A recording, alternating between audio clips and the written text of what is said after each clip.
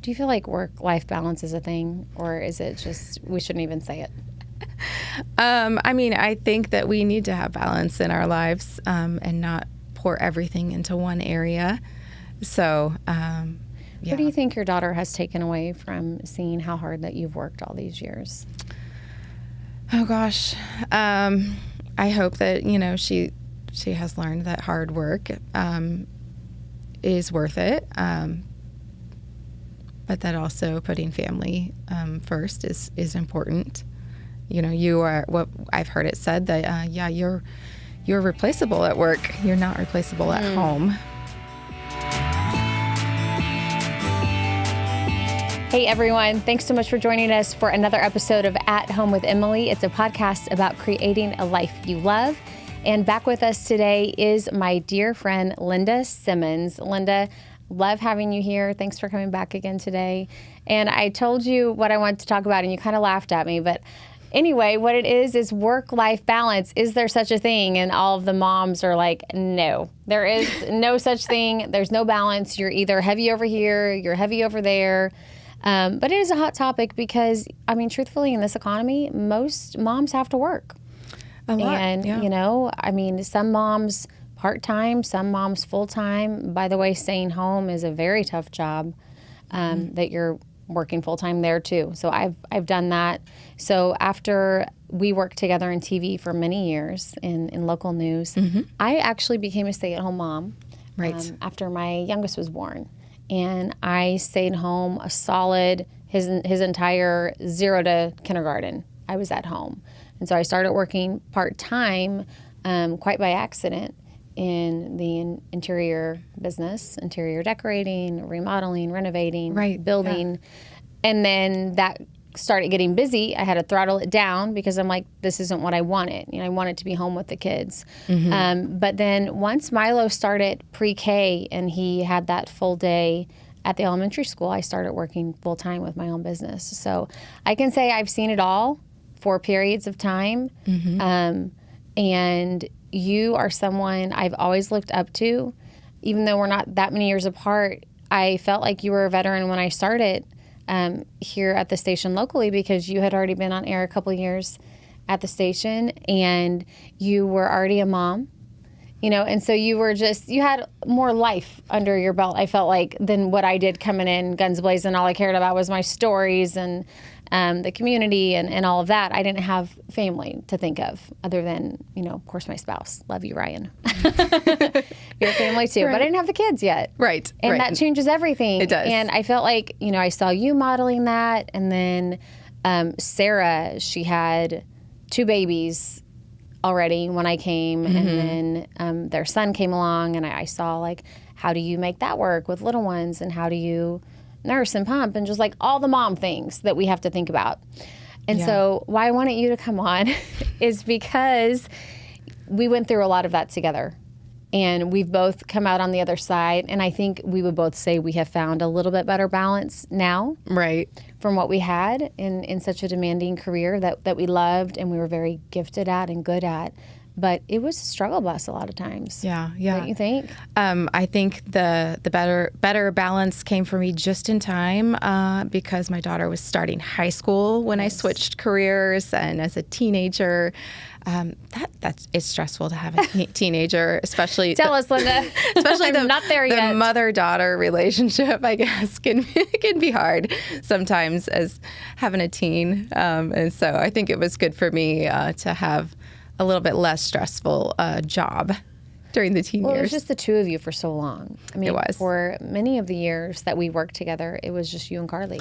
Yeah. Single mom. Yeah. And that's why I think I was even more amazed by you was that you were doing it as a single mom. And I want to add too, like you kept your priorities there. You somehow were making it to her things. You kept her in the private school that was important to you. And by the way, just even paying for that as a single mom.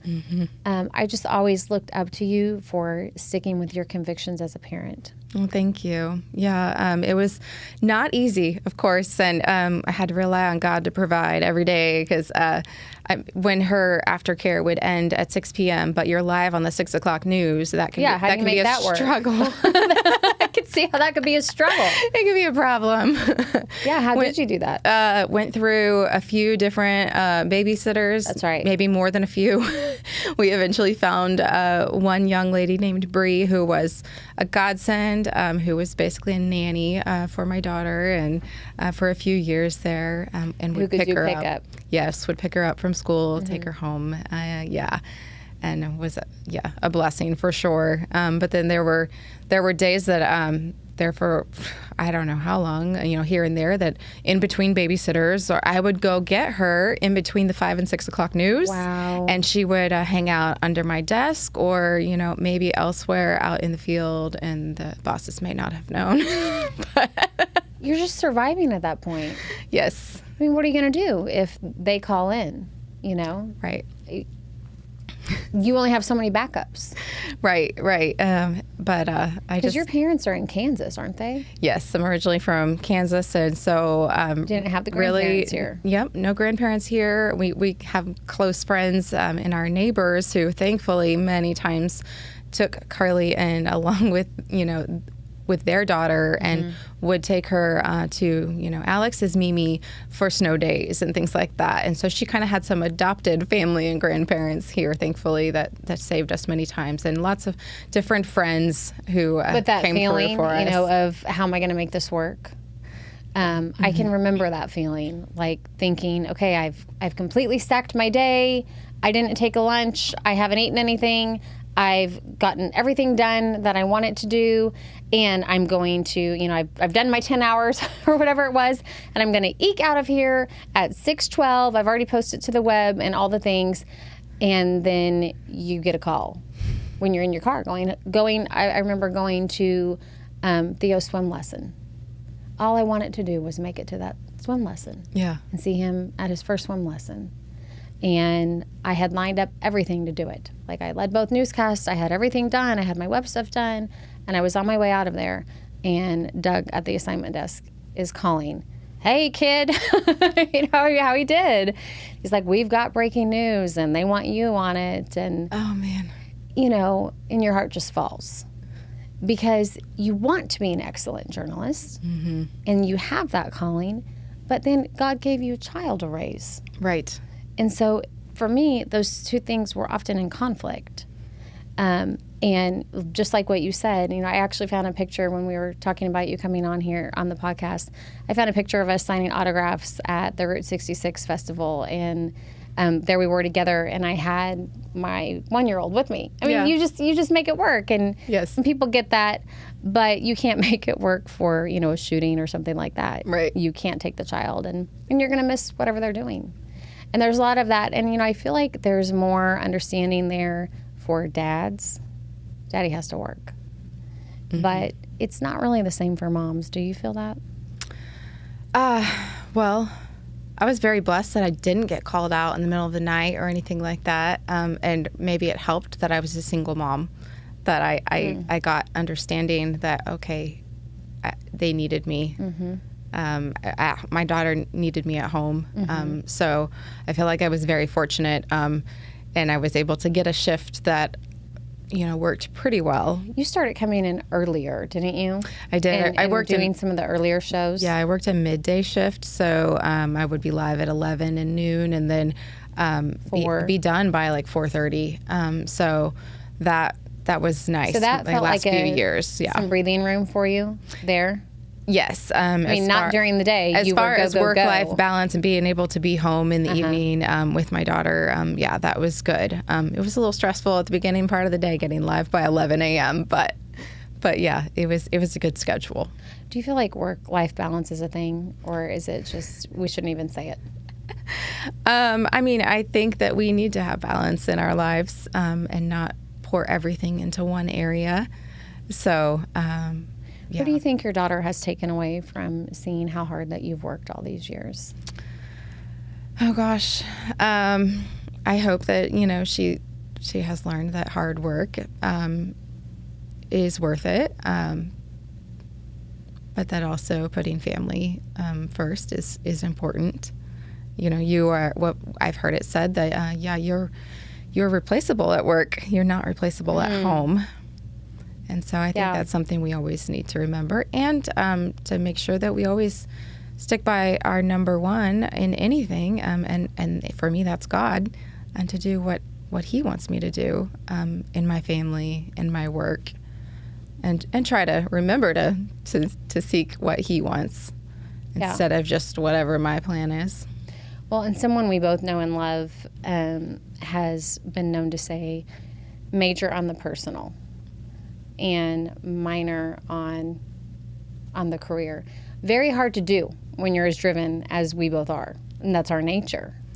And, you know, for me, I got a lot from meeting those deadlines and getting that exclusive story and getting that big interview and maybe a little accolade from an Emmy or something like that, you know. Yeah. That was a big deal to me. I loved that. I loved that process and that creativity.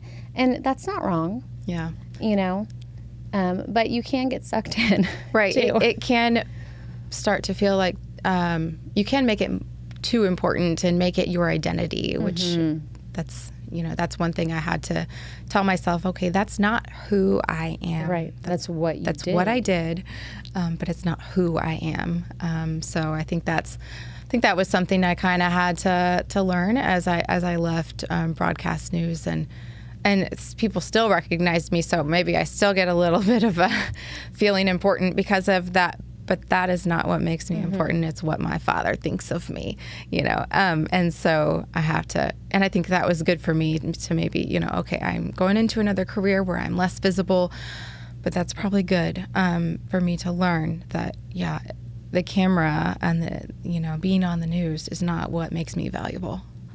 So when you look at your journey as mom, okay, so Carly was a baby pretty much. She was 1 year old when we came to Springfield.